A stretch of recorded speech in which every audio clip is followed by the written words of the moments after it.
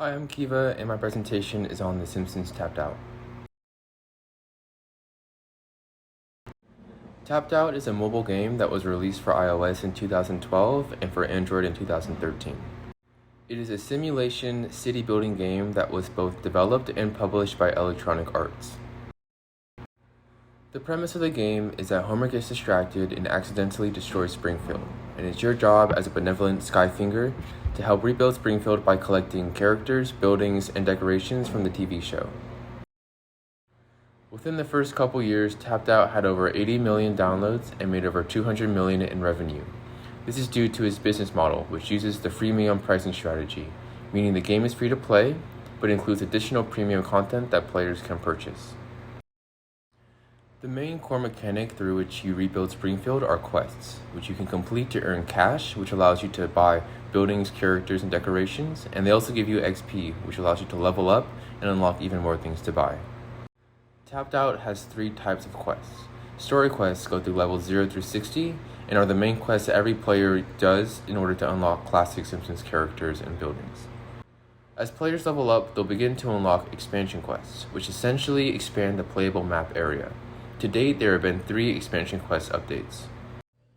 The third and most important type of quests for this presentation are event quests. These are time-sensitive quests that players complete in order to earn event-specific buildings, characters, and decorations. Event quests are often aligned with holidays or TV show storylines. For example, right now they are running a Halloween-themed event quest. While story and expansion quests are available as a player levels up, event quests are only available for a certain window of time. Buildings that are unlocked and placed on the map will typically earn an amount of cash and XP over a certain period of time. And characters that are unlocked will have unique jobs ranging from 10 minutes to 24 hours that can also earn cash and XP. So the more buildings and characters you unlock, the more opportunities you have to buy even more buildings and characters, which creates a snowball effect as you progress in the game. This is an overview of what a typical Springfield town might look like in the app. You can collect income from buildings, as well as set characters on different quests. As mentioned before, the 3 expansion packs included an amusement park, a waterfront edition, and an upper-class residential area. Items can be purchased in the store, which includes both premium and normal items. This screenshot illustrates what I call clockwork grind, where the game is seemingly designed for multiple touch points throughout a 12-hour day. For example, you can run a 4-hour quest 3 times a day, or a 3-hour quest 4 times a day. However, as you can see, the longer quests will actually earn you less money per hour than the shorter quests will.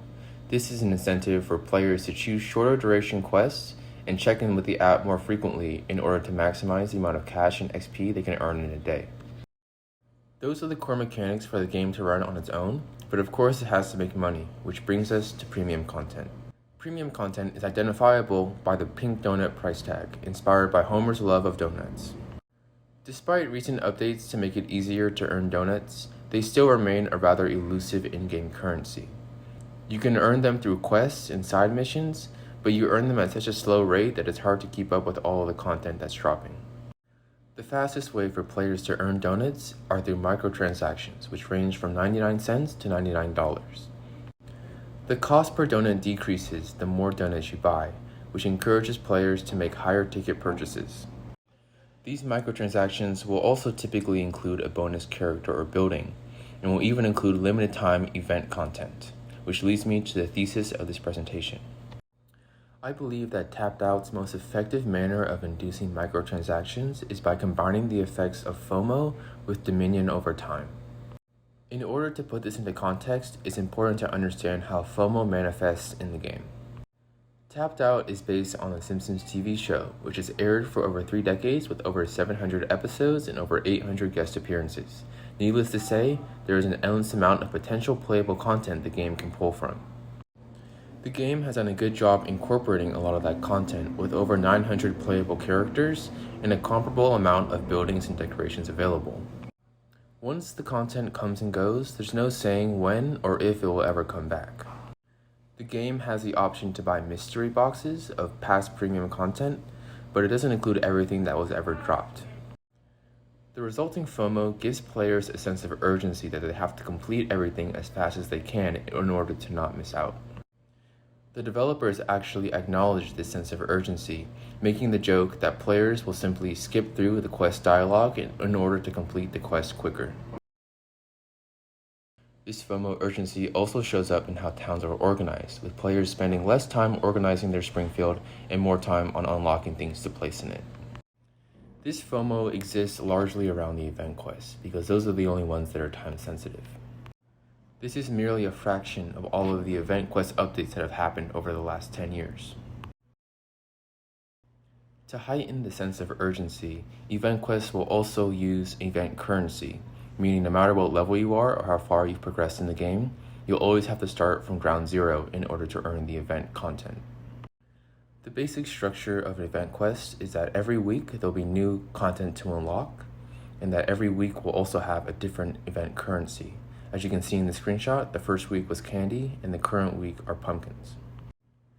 The content in these event quests are typically attainable for free if and only if the player can commit to checking in with the app multiple times a day.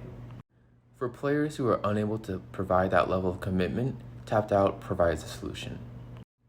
Tapped Out's solution is to provide the player with a sense of dominion over time within the app, which of course is achievable through donuts/microtransactions. Their solution to FOMO is to get more donuts, which can be used to expedite quests and catch up if you're behind, or unlock additional content. Each week, event quests will also include a premium character who will help earn the event currency for that week. These characters, of course, cost donuts, but serve to speed up the process and assuage the sense of urgency the player is feeling. An additional catalyst for this method of inducing microtransactions is social status. Players can create an account with EA, which gives them the option to add their friends within the app and visit their Springfields. This strengthens the FOMO urgency, as you now want to collect all of the buildings, characters, and decorations to make your Springfield look the best out of all of your friends. In conclusion, Tapped Out deploys a combination of tactics that aim to encourage microtransactions within the app. The most effective of these I still believe to be FOMO, simply because of the type of people who are using the game. It's unlikely that somebody who doesn't generally like The Simpsons would invest a good amount of time into this game, so the Tapped Out developers have an advantage when it comes to releasing content that they know the players are going to want to collect. The game does such a good job at instilling a sense of FOMO-induced urgency, and then turns around and provides you the solution to all your problems, which are donuts, which they purposely make very difficult to obtain, except through microtransactions. The game also does a really good job differentiating the free and the premium aspects of the freemium business model. The free buildings and characters free-to-play buildings and characters that you can unlock will typically earn less cash and XP than the premium ones will. Premium items and characters will also sometimes provide an additional bonus percentage to all cash and XP earned for jobs, which makes them especially appealing to players. As seen in the screenshots, this premium item has an XP and cash bonus of 4.5%, with the entire Springfield coming in at an XP bonus of 460% for all jobs completed. This makes Tapped Out a game where if you have the money to pay, you can definitely streamline your progress and advance at a faster rate than people who are opting not to make microtransactions in the app. By speeding up your process, you're able to mitigate the FOMO that the app is so good at producing. At the end of the day, you can either use the app multiple times a day in order to keep up with the content that's dropping, or you can simply buy donuts. The latter will typically be the more favorable option, because in addition to being able to use donuts to catch up on the free-to-play content you can collect, you can also use donuts to buy the exclusive premium items that are also limited time.